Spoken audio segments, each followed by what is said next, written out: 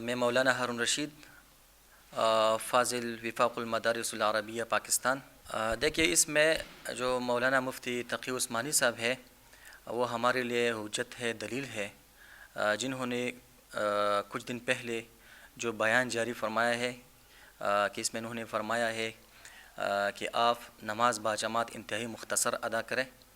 اور آپ جتنی بھی سنتیں ہیں وہ گھر میں ادا کریں، اور جو جمعہ کی نماز ہے ان کو بھی انتہائی مختصر کریں، اور اس طرح جو کام فرض یا واجب نہیں ہے تو اس کام کو آپ ترک بھی کر سکتے ہیں۔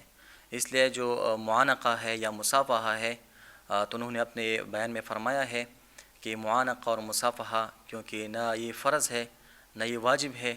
تو اس لیے اگر اس سے گریز کیا جائے تو یہ بھی بہتر ہے۔ اسلام ہمیں توکل کا درس دیتا ہے کہ اللہ تبارک و تعالیٰ کی ذات پر توکل کرے، لیکن اسلام ہمیں اسباب اختیار کرنے کا بھی درس دیتا ہے۔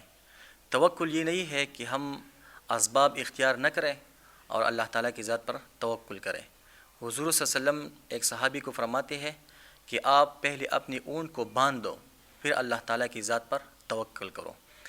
پہلے آپ اسباب اختیار کریں، جتنی بھی احتیاطی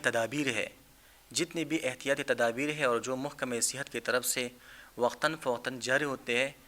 تو اس پر احتیاط کرنا انتہائی لازمی اور ضروری ہے، یہ توکل کے خلاف نہیں ہے۔